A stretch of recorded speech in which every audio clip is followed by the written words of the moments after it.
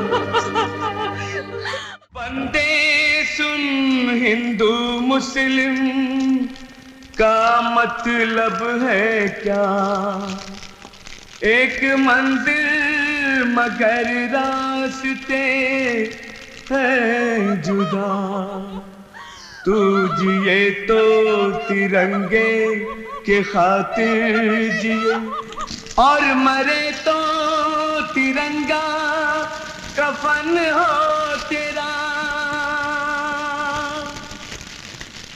हाँ शिखा, ये हमारे डिपार्टमेंट का वायदा ही नहीं कसम भी है कि अपराधियों को सजा जरूर दिलवाएगा। तुम्हारे फादर मिस्टर सिद्धू की मौत से पुलिस डिपार्टमेंट को बहुत बड़ा धक्का लगा है। और हां, तुम्हें अदालत में गवाही देने के फैसले पर अटल रहना पड़ेगा। वो लोग तुम्हें डराने धमकाने की कोशिश जरूर करेंगे। सर, दुनिया का कोई डर मुझे नहीं रोक सकता। अपने खानदान के कातिलों के चेहरे अदालत में जरूर बेनकाब करूंगी। मिशिका, उस रात तुम्हारे खानदान के लोगों को किस बेरहमी से कत्ल किया गया, वो सारा वाकया अदालत के सामने बयान करो।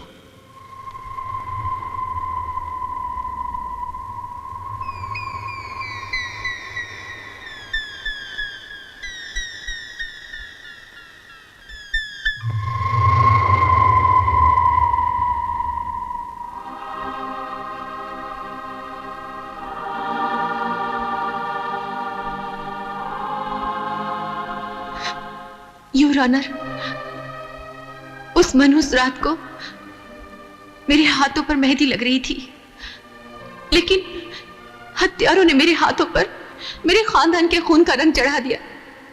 जज साहब, दूसरे दिन मेरी टोली उठने वाली थी, लेकिन पापियों ने मेरे खानदान की अर्थियां उठा दी। योर ऑनर, घर में चारों तरफ खुशियां ही खुशियां छाई हुई थी।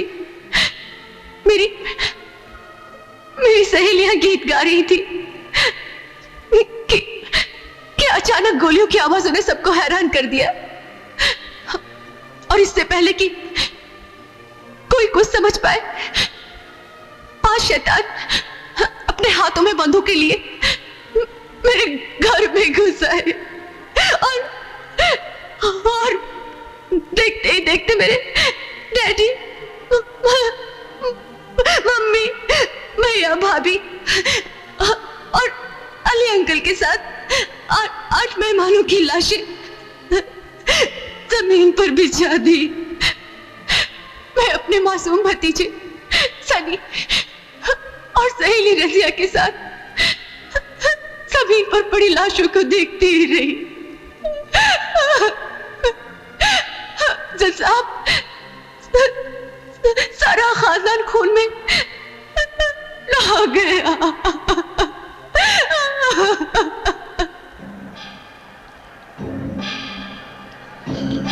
Order order. मिस शिखा, क्या उन हथियारों को पहचान सकती है? जी हाँ जज साहब, वो 5 हत्यारे अदालत में मेरे सामने बैठे हैं। वो रहे निक्का और राजू, वही है जज साहब, वही है मेरे खानदान के कातिल, मेरे खानदान के कातिल वही है। Any cross examination mister Mulchandani? No questions my lord. Proceed mister public prosecutor. बस जाओ जाओ। योर ऑनर, अब मेरी दूसरी गवाह है मकतूल डॉक्टर अली की बेटी Razia Ali.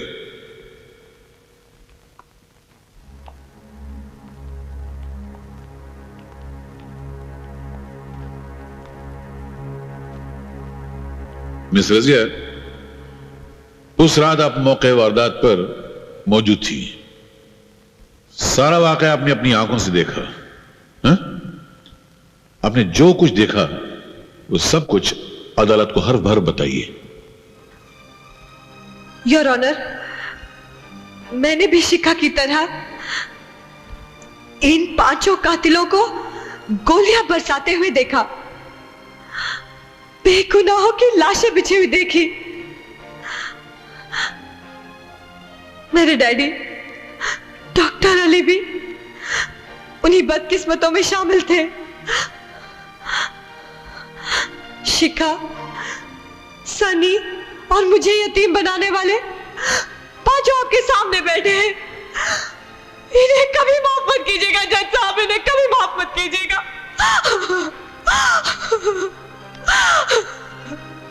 Mister Mulchandani, any question? No questions your honour.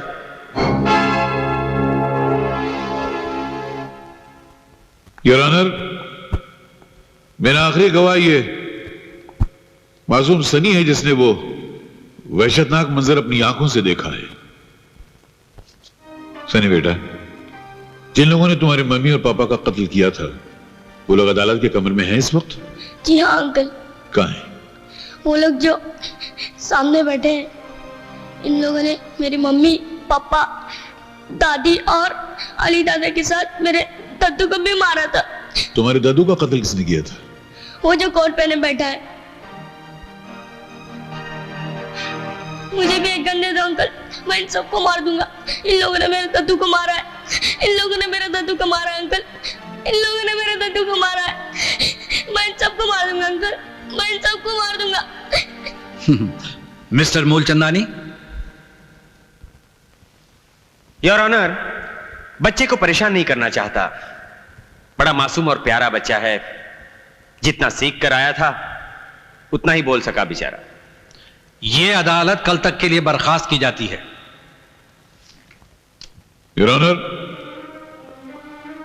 एक फर्शनास पुलिस ऑफिसर, एक काबिल और इंसानों का हमदर्द डॉक्टर, एक होनहार बिजनेसमैन, 2 ममता की मूरत घरेलू औरतें और 8 ऐसे बेगुनाह इंसानों के खून को पानी की तरह बहाकर अपने मन के शैतान की प्यास बुझाने वाले ये दरिंदे।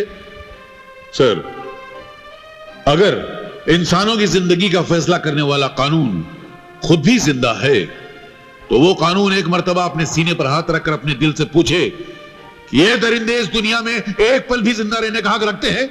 ये शरीफ इंसानों की जिंदगी को मुफलिस के घर के चिराग की तरह बुझाने वाले, ये मां बहनों के सुहाग को उजाड़ने वाले, ये मासूम बच्चों के मुंह से उनकी मां का दूध छीनने वाले दरिंदे क्या इस धरती पर जिंदा रहने का हक रखते हैं? योर ऑनर, मैं सिर्फ अदालत से दरख्वास्त कर सकता हूं कि इनको ऐसी सजा दी जाए कि इंसानों को मौत देने वाला यमराज भी इनकी मौत को देखकर एक मर्तबा कांप जाए। Mister Mulchandani, your witness? जी योर ऑनर, वकील सरकार की इस नाटकीय और भावुक भाषण ने मेरी भी आंखें गीली कर दी। योर ऑनर, मुझे मेरे क्लाइंट्स की सफाई में कुछ कहना नहीं है। इसका मतलब है कि आप ये मानते हैं कि ये पांचों कातिल हैं? नहीं योर ऑनर, मैंने ये कहा कि मैं कुछ कहना नहीं चाहता, बल्कि सच्चाई कि मेरे क्लाइंट्स बेकसूर हैं एक ऐसे गवाह की जबानी कहलवाना चाहता हूं जिस पर इस देश की जनता और इस देश की सरकार दोनों विश्वास करते हैं, और वो मेरे अकेले गवाह हैं श्री राज बिहारी जी।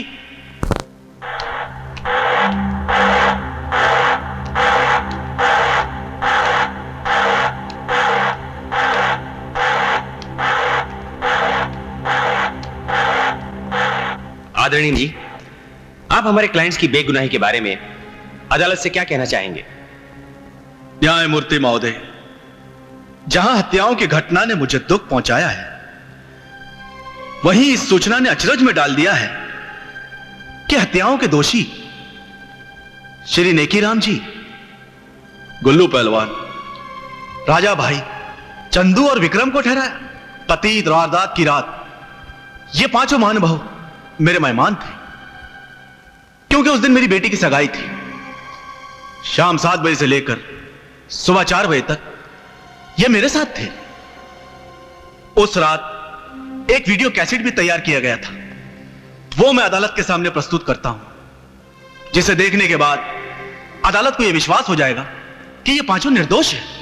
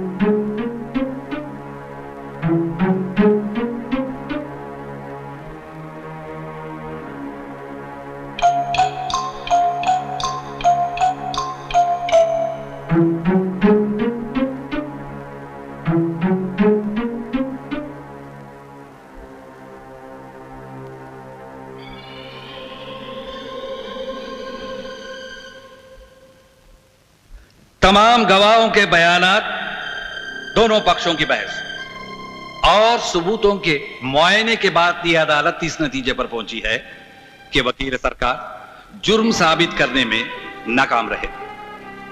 हालांकि जुर्म की हकीकत से यह अदालत इनकार नहीं कर सकती, लेकिन निक्का, विक्की, गुल्लू, राजू और चंदू को इस जुर्म का जिम्मेदार नहीं मानती। इसलिए इन पांचों मुल्जिमान को यह अदालत बाइज्जत बरी करती है और पुलिस को ताकीद करती है कि असली मुजरिमों को गिरफ्तार करके कानून के हवाले करे।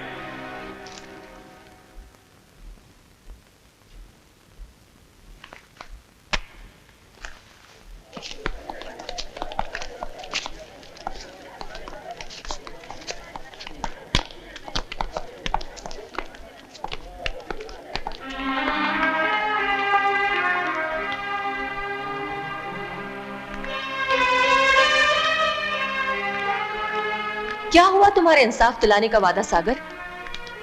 झूठ के नीचे दब गया तुम्हारा कानून। मेरे खानदान की चिताओं की राख उड़ गई हवा में। शिखा, ये पहली बार नहीं हुआ है, बहुत बार हो चुका। जब तक ये अदालतें ऐसा रोज होगा।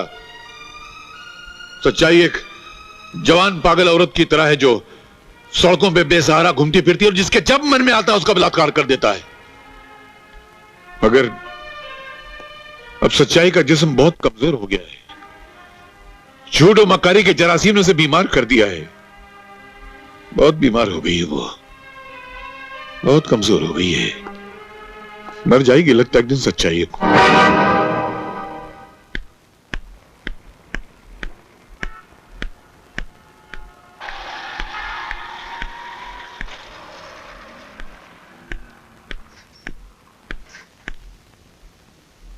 इस केस के बारे में बहुत पढ़ चुका हूं अखबार में।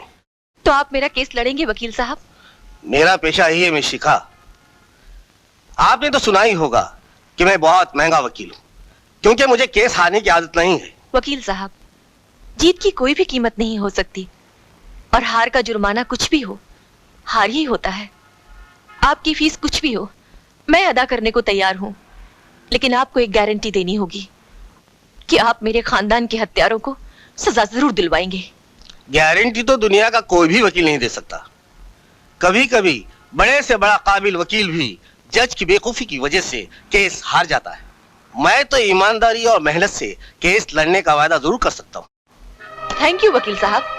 वादों पर यकीन करके मैं और भटकना नहीं चाहती, मुझे गारंटी चाहिए।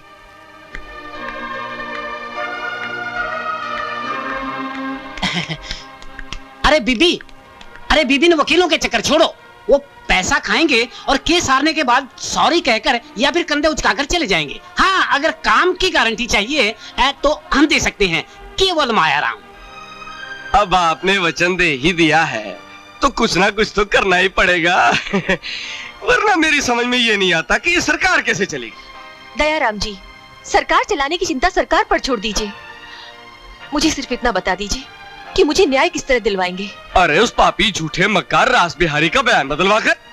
अब तुम ये बताओ, क्या ऐसे लोगों के रहते ये सरकार? दयाराम जी, क्या आपके कहने से वो अपना बयान बदल देंगे? बयान? अरे तुम बयान बदलवाने की बात कर रही हो? अरे हमारे पास तो ऐसी शक्ति है कि हम ये सरकार बदल डाले। बोला बिल्कुल मायाराम जी। अबे जनता जनार्दन हमारे साथ है। और फिर हमारे पास तो दूसरा हथियार भी है। तुम्हारी बिरादरी का है। तुम लोग जनता को आश्वासन का आईना दिखाकर खुश रखते हो। अब तुम्हारी बारी आई तो परेशान होने लगे। तुम नहीं समझे निक्का, वो अदालत में मेरा बयान बदलने की मांग कर रहा है। शाम के सारे अखबारों में उसके फोटो के साथ मेरी काली तस्वीर भी छपेगी, और हाई कमांड कोई भी स्कैंडल बर्दाश्त नहीं कर सकता। हालात तुम्हें मालूम है। कुछ करो भाई, कुछ करो, वरना मैं तो गया। ठीक है, एक बार और सही, तुम्हारे रास्ते का कांटा हटवा देता हूँ। वो बेचारी मासूम लड़की को न्याय से वंचित कर दिया, वो भी झूठा बयान देकर। अब आप ही बताइए, वरना ये सरकार कैसे चलेगी? लो आ गए ये सरकार के ठेकेदारों, भ्रष्टाचारों। अब आप लोग ऐसा कीजिए, जरा थोड़ी देर के लिए इधर उधर हो जाइए। अब वो क्या है कि जनता के सामने सौदेबाजी करने की हिम्मत नहीं पड़ेगी इनकी। और ये क्या सोचते हैं कि दयाराम को खरीद लेंगे? अरे मैं देखता हूँ कैसे चलेगी ये सरकार। आओ फसादियों, नमस्कार। तो आपको भी पता चल ही गया कि मैं सत्य की लड़ाई लड़ रहा हूँ। तुम चूहे की औलाद क्या लड़ाई लड़ोगे? अपनी दुकान उठाओ, बाजार बंद होने का टाइम हो गया है। देखिए जरा सभ्य ढंग से बात कीजिए, अन्यथा। समझ में नहीं आया? उठा के फेंकना पड़ेगा क्या? चल बढ़ यहाँ से, बाद में देखना नहीं इधर।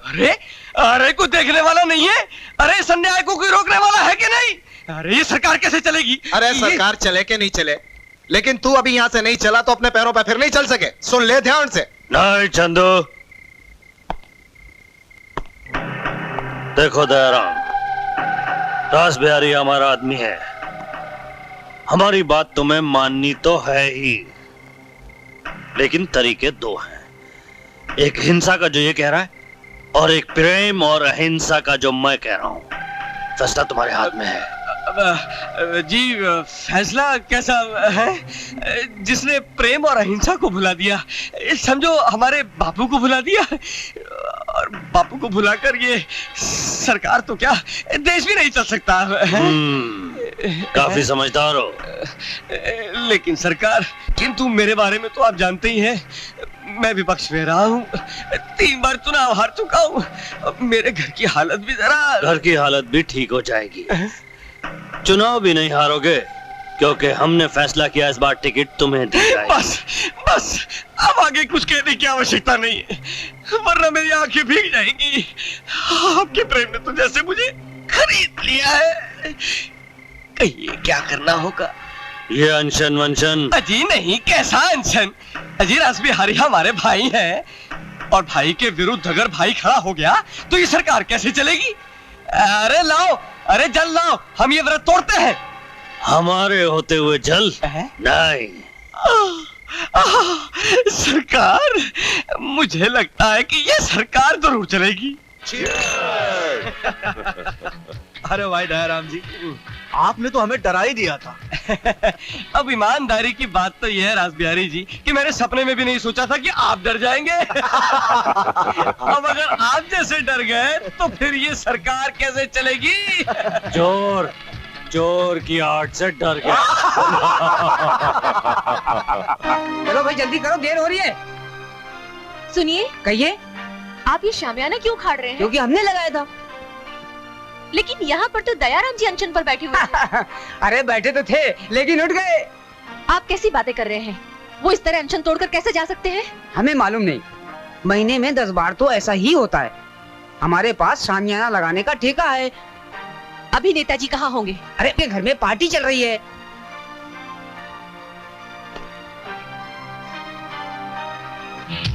दयाराम जी, ये निक्का एंड कंपनी बड़े काम की चीज है।